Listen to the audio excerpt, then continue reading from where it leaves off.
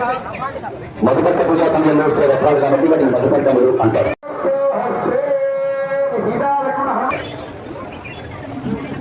మధు అంటే దిగునైనటువంటి పదార్థం. తేనె బీజకరమైనటువంటిది. మూడు బీజవంతుడు బీజవంతుడు కావాలి.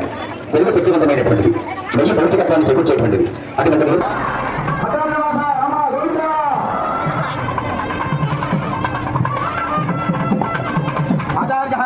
महासंकल्प पठनं करेत्